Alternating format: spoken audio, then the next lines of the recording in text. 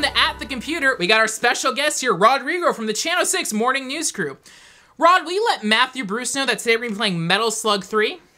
We're going to be playing Metal Slug 3. I don't care about Metal Slug 3. Hey, Rod, let Frank know that I'm not speaking to him after what he did in the parking lot. Hey, Rod, will you let Bruce know I don't know who left the note on his windshield saying he parks like an asshole. Wasn't me, but he probably deserved it. Hey, Rod, let Frank know that everyone knows his fucking handwriting because he writes like a goddamn third grader and he can't even fucking spell. Well, Rod, will you let Bruce know that this isn't a nerdy-ass spelling bee, and if he wants to be a dork, he can join your Channel 6 Morning News Crew. We're going to be playing Metal Slug 3 at the computer. What the hell, man?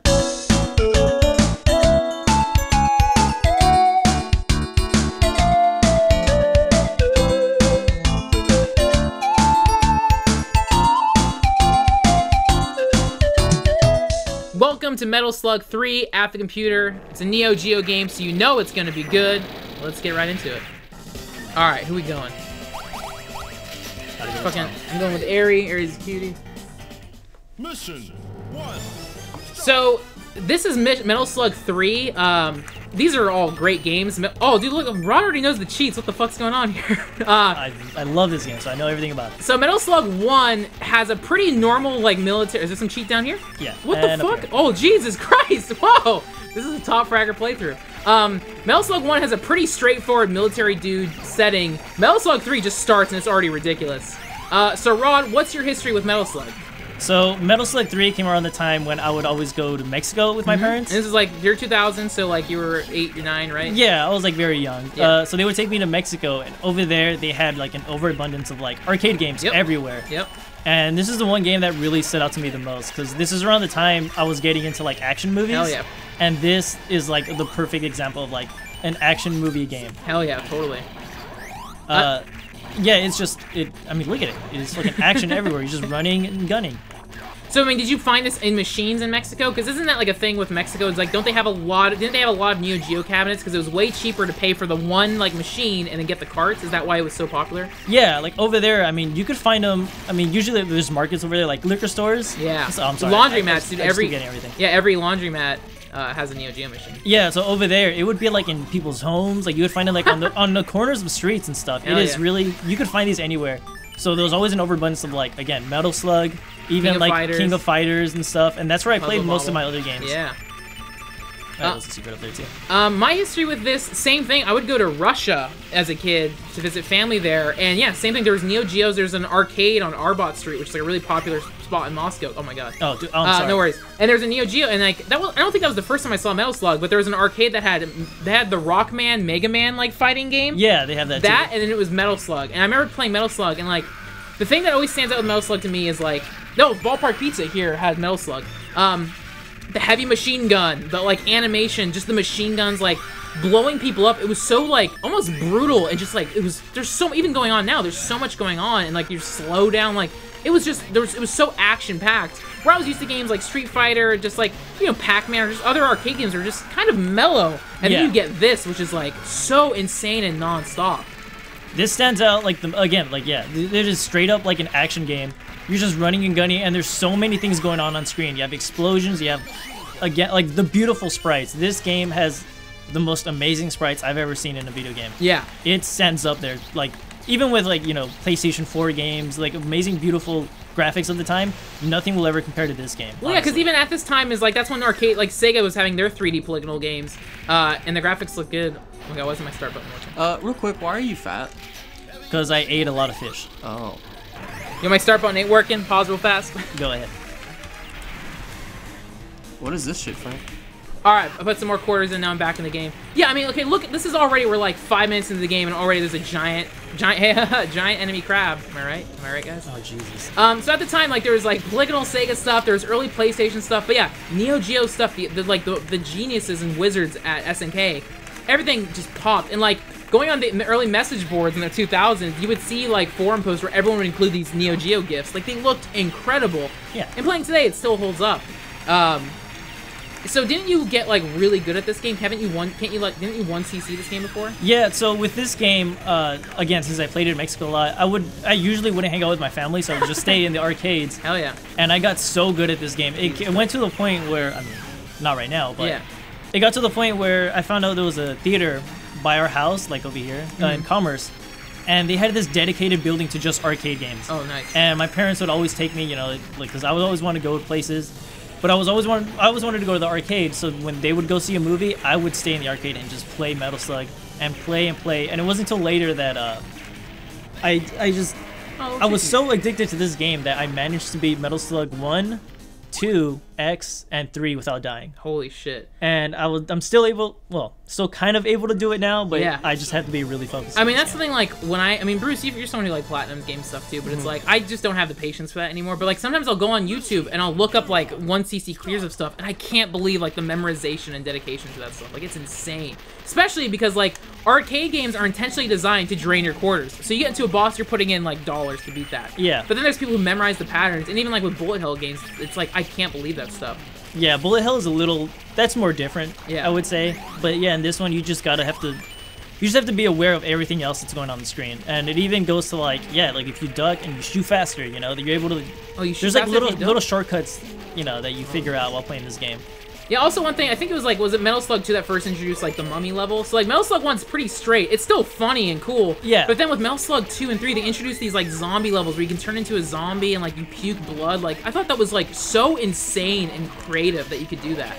What the hell are these dudes down here?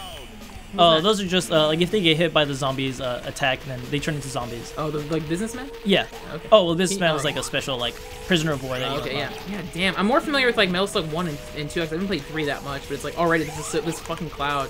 Oh, the little monkey with the chimp. Is the Cloud our friend, or is he an enemy? Yeah, it's our friend. Okay, good. That monkey has a gun. Yeah, dude, it's cool as hell. I like that. It's like that James Franco movie, Planet of the Apes. The James Franco film. Yeah, this... Jesus, I'm all gimped now as a zombie. So yeah, Metal Slug 1 is great. Metal Slug, the funny thing with Metal Slug 2 and 2X is they came out with Metal Slug 2, but like it had real bad frame rate issues. Yeah. So then they revamped it as Metal Slug X. And so I think Metal Slug X is my favorite Metal Slug, just because I think that's the one I just played the most, I'm the most familiar with. Yeah, that's like the regular one, but I guess it wasn't until, again, like late in the 2000s that this game came out. So I think by that time, arcades were like slowly dying out by then. Yeah, yeah. And then, yeah, so, like, Metal Slug 3 I would see in arcades, and then they ported this to Xbox. But I think we had Xbox Live. I remember renting it from Blockbuster, playing it a lot. Yeah. And then, yeah, what's the deal with, like, the later Metal Slugs? Because I got the Anthology Collection on PS2, and I played through them all, but, like, I don't really remember them. I just know, like, they get wackier and wackier, but, like, people don't really seem to care that much about 4, 5, or 6, where it's Metal Slug 3 is the one that you always see, like, as the definitive Metal Slug. What's your take on that? I agree. Metal Slug 3 is probably, like, the best one they've ever made. Everything else is made kind of, like... by like a different team of people. Oh, okay. And then they would introduce new characters, and I believe it's the 4th one, where they added these 2 new characters, and the problem is with them too, is that if you run up to an enemy and you knife them, they stand still. Whereas in this game, you could just keep moving. Oh, that's the whole flow. Yeah, so that's like a very minor but still a drastic change. Yeah, well, that's why when Doom was announced, the 2016 reboot, when they showed that at Bethesda, everyone was like freaking out because in the gameplay demo, they were showing the Doom guy go up and do these like kills, and it was so slow, and everyone's like, even Doom 3, it's like, what the fuck did you do? Thankfully, they addressed it and it was fast. Yeah, I think like movement, especially for a game like this where you got to be dodging stuff and running up and down, like it's so important. Yeah, I didn't really play that. And then there was I want to check this game out. In 2006, there was a Japan exclusive. They did a 3D Metal Slug. They did. Have you played that or seen that? I did, actually. Again, same things with Mexico. You get some stuff over there that you can't really get over here. So my cousin, like, introduced me. He was like, hey, man, check it out. I got Metal Slug, but it's a 3D version. Jesus Christ. And I played it all in one sitting, and that game is just... it is not good. Well, it's weird because it's not Metal, like it's the Metal Slug setting, but it's just a generic like 3D shooter. Like it looks like an N64 game. Like it's just there's nothing special about it. Yeah, there's nothing that stands out really, and honestly, this game isn't the same if it's not 2D and it doesn't have sprites. Well, yeah, that's any SNK game because even on PlayStation I had the King of Fighters that was like a 3D polygonal game, and I played it, but it's just like, yeah, well, like I don't know, that was such a weird trend where all these games are going from 2D to 3D. This boss is already crazy. This is one of the craziest boss fights also. Well, there's some crazier ones, but this one definitely stands out the most. Because, I mean, you're fighting aliens and you're a zombie. Like, you know. Oh, shit. Zombies vs. aliens. Isn't that the Harrison Ford movie? This it was. Was that Brett Ratner who did it? I don't know. No, it was the Iron Man guy. Fucking Swinger. Mr. Swinger. Jon Favreau. Jon Favreau, yeah, there we go. Yeah, it was that and James Bond was in it. I don't know, but now we got Metal Slug. Yeah, and then these things come down. Shit. Like, this is the, 2nd level of the game. The game gets even crazier as it goes on. And then like there's always different like levels, like you're in helicopters, you're in submarines. It's a crazy ass game. And then they ported Metal Slug 3 to PS4, right? As like a HD. I mean, like it's just a like arcade port, but then they add like trophy support and stuff like that. Yeah, they did, and there's like online support too. I mean, they ported Metal Slug 3 to so many like systems already. Yeah. Like it's on Vita, you can get it on the Switch. Oh, really? Just recently. Nice. That's perfect. I mean, this game just works on every single platform, you know? Hell yeah. It's, God, the music, the voiceover stuff, like dun dun dun dun dun dun. it makes you feel like good, Yeah, a you hero. know? It's Like, heroic. And that's what I love about this game. Yeah. It's like you're two. Well, you could play as 4 people. Yeah. You're just 2 people going up against like this crazy force of like aliens, soldiers, like crab people. It is insane, and I love this game because it's so ridiculous and over the it's so top, and cool. it knows that it is too. Like, Yeah, and like again, because of like the pixel art's so good, it's like this is still fun to play. Like there's a lot of games from the era, especially like early PlayStation games, N64 games that look like shit. They don't control well. Yeah. But this arcade game, it's like, you know, it holds up. It's timeless. it stands up. Like, yeah, again, sprites, if done well, they could still like stand the test of time. Hell And I yeah. think this is one of like the better examples of like how you should make sprites in a video game. Because I know recently they had like new indie games. Yeah. But again, like this is probably like a higher budgeted game, of course. Totally. But nothing can ever compare. Like, I mean, you have What's the so much animation of the detail. of the submarines blowing up? Like, that's amazing. Oh, there's Excited. so much happening. Yeah, it's, Yeah. Just, it's a gorgeous ass game. One of my favorite artists is Paul Robertson. Yeah. Who worked on, we'll get into deeper, but they did like, there's all these like, games that have been inspired by Metal Slug. He worked on Mercenary Kings, Yeah. which I loved. Mercenary Kings. It was essentially Metal Slug meets like Monster Hunter. Mercenary Kings, it was a PlayStation Plus game. I loved it. I got so deep into it, and that game's hugely inspired by Metal Slug. But with Mercenary Kings, they nailed the art style because they brought on Paul Robertson. Paul Robertson has like a Tumblr, a Twitter. I'll link all that stuff. But yeah, he's someone who's making amazing pixel art. He now does stuff for like Adult Swim. He does like Rick and Morty bumpers. That's cool. But he also worked on the Scott Pilgrim game, which had really good art style, and like Mario Kanuko also worked on it. There's some other games also inspired by Metal Slug. There was Alien Hominid, which was like Newgrounds game, which was the same thing, like throwing their grenades, this insane like bullet hell stuff.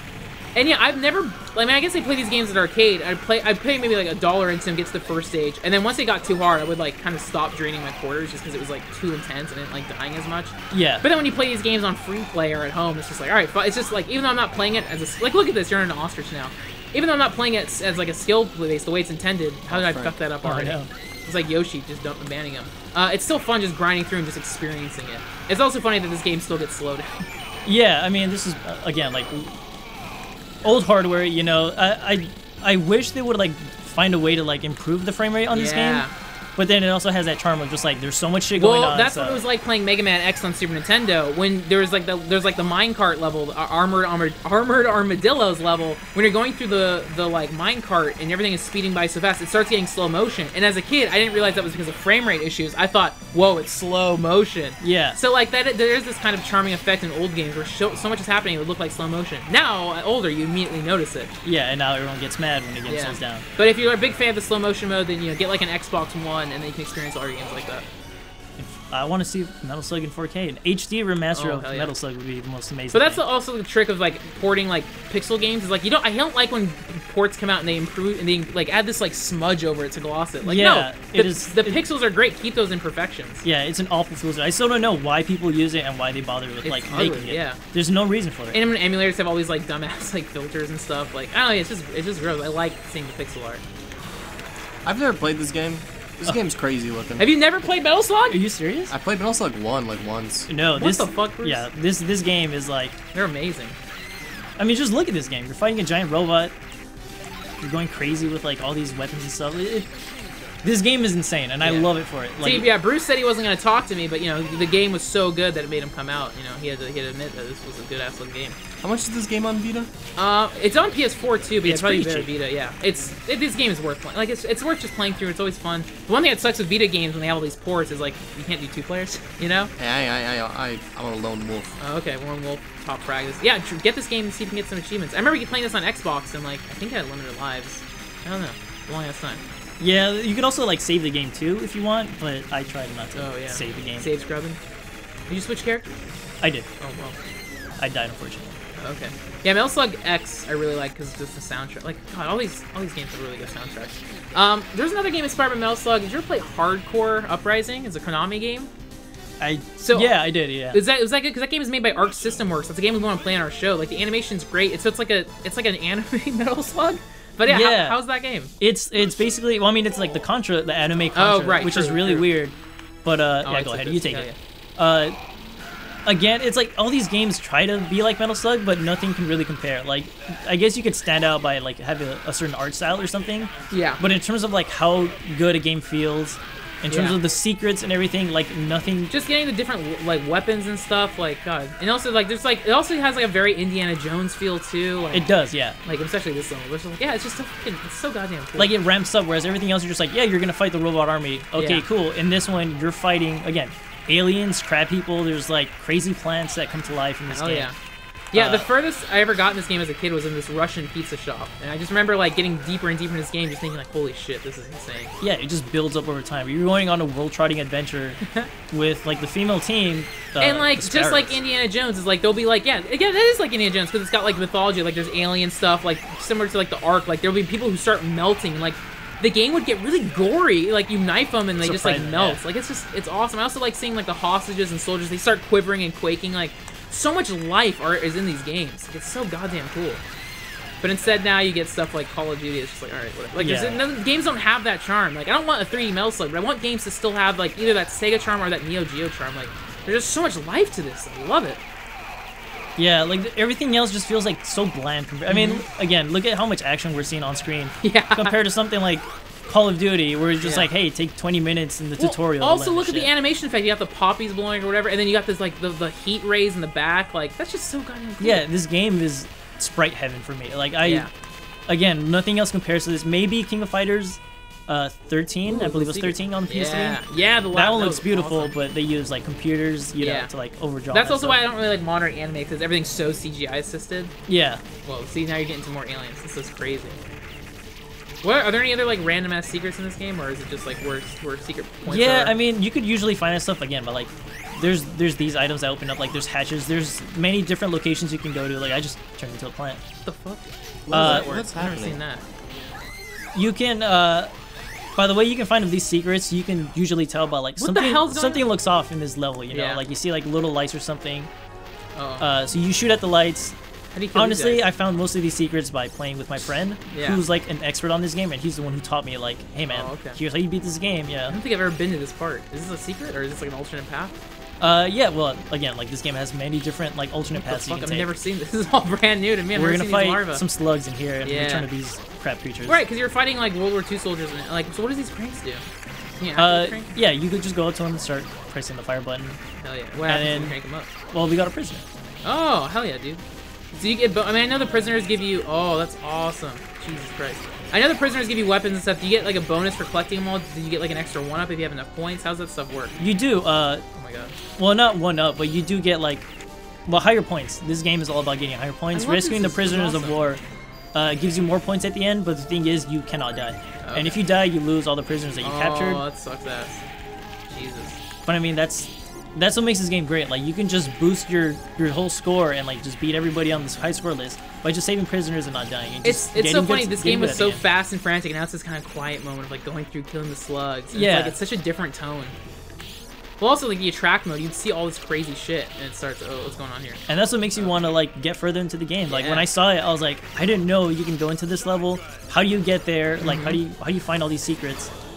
And by just playing it repeatedly, like this is how you find like the newer stuff. One thing I also thought was really cool is like you're fighting World War II dudes and dudes in this unnamed army, and they don't have a swastika, but they got like some similar looking outfit. Which I thought was like a cute, cheeky way of like acknowledging, like, okay, here's like Nazis without it being Nazis. But like, isn't the latest Call of Duty? Isn't it a World War II game and there's no swastikas in it? Yeah, it's only the Iron Cross. Jesus. If you want to hear my crazy conspiracy about that, what?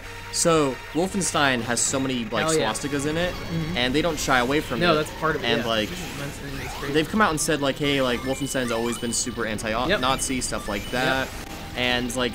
They were retweeting on their Twitter, like people on the far right, like, oh, I'm not gonna play this game. You're like just facing the symbol for my people. Jesus. And Wolfenstein would retweet it, be like, yeah, we don't care, don't play our game. Yeah. Whereas Call of Duty, here's my crazy conspiracy: they censor all of the swastikas in there because I feel like maybe there's more far right people that love Call of Duty, and they don't want to lose those sales. Well, yeah, it's all the people who keep cussing at you. I think it's just Activision wanting to play it safe, because it's like the difference between, again, like I harp on Bethesda because their marketing sucks, and they just kind of, I don't know, they only care about Fallout and Skyrim. They're kind of butchering all their single player games, but it's like they let their studios have creative freedom, and they're making some pretty great games.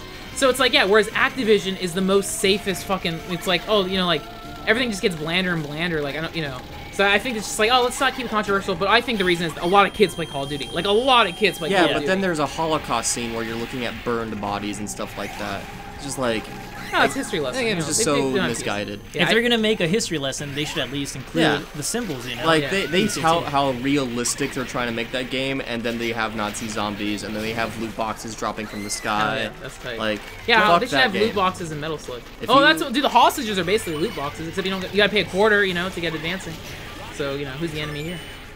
One thing, though, so one thing I wanted to talk about is, so Metal Slug, we got World War II dudes. One thing I thought was funny is, we all got Wolfenstein 2 at launch, and which was, like, the busiest week in video game history. Yeah. So Mario came out, Wolfenstein 2 came out, and then none of us give a shit, but Assassin's Creed came out, and I thought it was just funny, like, all the three of us were immediately like, yeah, I'm getting fucking Wolfenstein 2. Yeah.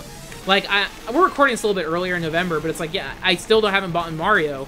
I'm not gonna buy Assassin's Creed, but it's like, nope. What? Like, I kind of know the reason, but it's like, yeah, what drew us all to Wolfenstein 2? Well, it's like, I love the New Order so much. I've never liked Assassin's Creed at all, and I don't have a Switch. Okay. Yeah. But honestly, like, even if I had a Switch or something like that, I would probably get Wolfenstein either way, because it's such a story-driven narrative. I didn't want to be spoiled. I didn't want things to be like, and I was just so excited to hop in that game, because from their marketing and from their like little trailers that I saw, it looked like they were just wrapping everything up. Like the first Wolfenstein was great, then fucking Doom was amazing, and then Wolfenstein 2, their marketing, like the way they tease some psychedelic stuff and just like, oh, looks like they're going far, and sure enough, playing it, they do. But yeah, with me, it's just like, Mario's gonna be Mario. I know, that's gonna be fun whenever. Yeah. Never gonna play Assassin's Creed. But yeah, with Wolfenstein, it's a single-player game. I don't want the story or any of the crazy stuff spoiled, so I gotta play that shit immediately. Media blackout, play through that. Also, it's like, I don't know how this is gonna sound, but I feel like Assassin's Creed and Mario are both kind of boring games in the sense that you know what you're getting. Yeah. Mario's gonna be great. Charming, great. Like, Mario's gonna be awesome, but it's you know Mario. what you're signing up for. Yeah, whereas it's Mario. Wolfenstein is taking so many risks and fucking just going for it, and I want to support that game first over another Mario. reason. Both Mario and Assassin's Creed are like open world games, and it's like, I just don't have the time for that, whereas like Wolfenstein, here's a linear like 12-hour game. Awesome, sign me up. Like that's what I want right now. But yeah, with Assassin, that's why I like with like these big publishers like Ubisoft, like I don't understand. There's these franchises that are so fucking massive, but they don't appeal to me at all. Like, who does Assassin's Creed appeal to? 14-year-olds. I liked Assassin's Creed 2. I played that. Okay, I don't need to play that again. Same thing with Shadow of Mordor or whatever. It's like I played it once. All right, I'm sure I'll be fine, but it's like I'm not rushing to play it. I want new experiences, or I want old experiences. Give me Metal Slug. Yeah. Also, for me, for Wolfenstein 2, the reason why I got into it was, again, like the team, not only do I love the team, it was formerly like Starbreeze, and they worked on such games like The Darkness. Like, I feel The Darkness is such an underrated game. I love The Darkness. It is so amazing. So good. Fucking Mike Patton of Faith No More and Mr. Bungle did the voice for that. And The Darkness 2 isn't as good, but it's still good. Like, both those games are great. This is totally aside, but Darkness reminds me of Condemned. Fuck. Oh, I love Condemned. Fuck. We'll go play that in the really future. good. That's a total play. So good. But yeah, like, I like adult single-player experiences, and that's why like I like fucking like Naughty Dog and even a lot of stuff Sony produces, where it's just like, yeah, I know there'll be like the games that they Call of Duty and Assassin's Creed, whatever EA makes, Star Wars Battlefront. Like, okay, here's a broad, bland thing for everyone. But it's like, they're all totally risk-free. Yeah. Wolfenstein 2, again, without spoiling it, I haven't even beaten it. These guys have.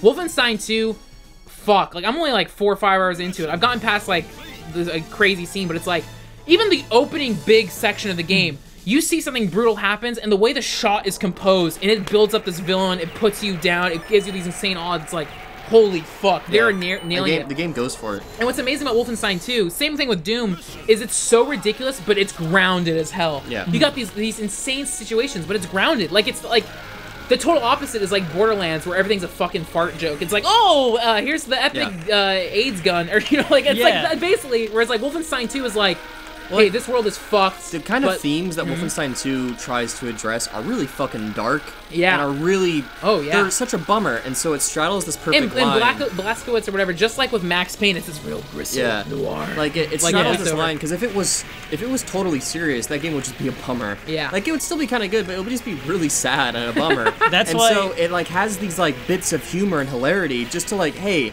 Like, because you're laughing at this is ridiculous, but deep down you know this is, like, grounded in some reality, and, like, oh, actually, there's stuff in the world that isn't too far off from this. And also what I like, too, is, like, these European publishers, like Poland, like, with The Witcher, like, you know, there's this fucking renaissance in Poland, but here's Machine Games in Sweden. It's like, these European, not filmmakers, you know, game makers, whatever, it's just like, they're doing some pretty groundbreaking shit. Like, they're just in their own world, they're really humble, making good stuff, whereas a lot of American stuff is so, like, in your face and obnoxious, you know. Not only that, but they also don't have, like, people shouting at them online. It's just like, hey, you know, like, most American games always have, like, some fucking message to like, it that I don't care about. Yeah. Where it's like, I know you're trying to be like, hey, you know, maybe we should not do this or whatever, but they don't care. Yeah, like, or even, like, with some team like Blizzard, where it's like, they listen to their fans too much, where they fucking dictate whatever they do.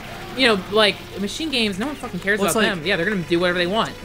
Call of Duty World War II and Wolfenstein are great examples, because Wolfenstein, there is a message there, but it's not in your face. It's not like, look at this. Yeah. Look at this. You find it yourself. It's a fucking story, and it's there, and it's cool. And then when you think about it, you're like, oh, that's amazing. But then World War II, especially if you haven't looked it up, look up the Holocaust scene in World War II. Call of Duty World War II. Call of Duty World War II. Don't type in Holocaust scene World War II. Type in Holocaust scene Son of Saul. It's the whole movie. Son of Saul is a very good movie. You know, I'm gonna put an Amazon link to the Blu-ray of Son of Saul. Here's a little influencer. Check out Son of Saul, Hungarian film. What's best foreign film? It is the gnarliest Holocaust film I've ever seen. That movie messed me up. It's really, really good. Click on the Amazon link. I get 3% so I can profit off Holocaust. Hey, Steven Spielberg, he took no money off doing Schindler's List, but I'll take the 3% Amazon referral money. But anyways, Call of Duty World War II feels like very ham-fisted, and it's like, hey, we saw Saving Private Ryan, guys. Look how cool this is. Yeah. And like, it doesn't have any weight to it. Yeah. It just feels like popcorn. Whereas like Call of Duty 2 was pretty rad, and Modern Warfare. Speaking of Saving Private Ryan, I watched the Spielberg documentary on HBO. Fuck. Anyone else watch that? No, I'm not a fucking nerd. Yeah, I don't like Spielberg. I love Spielberg. What? I'm not fucking. What? I'm not a big fan of Spielberg. What about honestly. Jurassic Park? Yeah. It's a good movie. What about Indiana Jones? I like the ride. Oh, Indiana Jones. Okay, I like Indiana Jones. I mean, again, it's not like Spielberg's like a fucking. He's not like James Cameron, but it's like Spielberg's undeniable. It's like, oh, he's a cool guy. I know. I really like the HBO Spielberg documentary. I'll probably check it. Yeah, it's good. It sounds interesting. The Spielberg documentary is cool because they interview everyone. Like, you know, like Leonardo DiCaprio, like Dustin Hoffman, like George Lucas, Francis Ford Coppola, Brian De Palma. Like, the amount of talking heads on there is amazing. So it's worth watching just for that, because you get all these big Hollywood guys who don't do interviews, but they're all fucking there for talking about Spielberg. Scorsese, it's just like, oh, this is a really good thing. Also, what's funny in the Spielberg documentary, there's no fucking YouTubers or influencers being interviewed. You know, it's just like, oh, here's adults talking about, like, movies. Like, that's pretty some good shit. Anyways, Metal Slug 3. A good game. This is a good game. This is an amazing game. Well, this is why I also like playing multi-co-op games and, like, shit on MAME. It's just, like, it's fun inviting friends over, playing old arcade games, and just shooting the shit. Like, that's, like, you know, he just jumps his action. It's fun. This game is probably, like, one of the most... Again, like, I'm just going to confirm it right now. This is one of the most beautiful games ever made. This is one of the most fun games ever made also. And there's nothing that matches it. I mean, you could go on and say, like, Nier Automata or whatever. But to me, this is like video game perfection. Yeah, this know is your gameplay, know your history. This is graphics. This is amazing, like, rock music that some guy made. Yeah. This final level is one of the best final levels. Is this the final level? Yeah. Oh my god. But it goes on so much. Okay. There's like 5 bosses in this entire level. I hate boss rushes, but yeah, this is pretty bad. Yeah, I'm just gonna throw this out there, Rob. But did you watch our Blink to Time Sweeper episode? No, yes. it's not. I mean, it might change your best mind. game of all time? Yeah, it might change your mind a little bit about beauty. Hey, well, that Jackie Onassis cat girl, I'm down with that. So that was Metal Slug 3 for the NeoGeo Arcade. That game came out in 2000, and it is definitively one of the best arcade games of all time. It's the best Metal Slug of the whole franchise. Even though my favorite's Metal Slug X, Metal Slug 3 is still, you know, still pretty good. Either one's really good. The art, the music, the sound, gameplay, everything, it's SNK perfection. I love it. 2 thumbs up. Rob, what's your take? I gotta give it 2 thumbs up. Also, if I had more hands, I would give it a 4 thumbs up. Whoa! This is one of the best games I've ever played, honestly. Damn. It is perfection. Yeah. Bruce, what about you? You know, I haven't played it yet, but it looks cool. Yeah. So, you know, 1 solid thumbs up. What? Hey, I haven't played what? it. Whoa. I haven't fucking Can played we get it. judges? Can we do a recount? Let's do a recount. Let's do another vote. How many? What's your vote? Got 1. Whoa. All right. Well, Jesus, well, you know. Hey, 5 thumbs up. That's the highest review we've given a game yet. Metal Slug 3, NeoGeo, it's on PS4, you can emulate it, whatever. Click my Amazon affiliate link so I get money, I get rich, baby, so I can buy a NeoGeo arcade cabinet for my own studio. So there you go. Booyah. Let's take a look at your emails. You've got mail. We got a lovely fan art from Luis. He sent us this little fantasy cartoon drawing. I guess we'll reenact it. I love you, Bruce. Me too. This is a kind of a gross exaggeration of relationship. Bruce and I are just partners. You know, you don't see all the stuff behind the scenes I've put up with. I think the grossest thing about this is Tony Hawk 5 on the monitor. I would never touch that game. That's malware. I'm gonna need to get a CC cleaner to get that off my computer. Hey, personally, the grossest thing about this fan art is that Luis didn't even include Rodrigo here. Yeah, Rod, what the hell, Rod? You know. So we need some fan art of Rodrigo. Yeah. It's selfish you didn't include you know, him. I mean, like, I know they have a whole art crew on the Morning 6 local news team, but you know what? Screw those guys with their degrees and salary jobs that pay more than I make. We want to see the fans draw Rodrigo here, part of the At The Computer family. You know, we want to see your work. Send us your emails to atthecomputershow@gmail.com. You can follow me on Twitter. I am at Frank Howley. I'm _Bruce. Where can they find you, Rod? I am on Twitter as well. I am at Reckonrod. Booyah, stay in, and then be sure to tune in to the Channel 6 morning news at 6 a.m. And we'll be here, same time, same place. We'll see you later at the computer. Bruce, do the pointing. At the computer.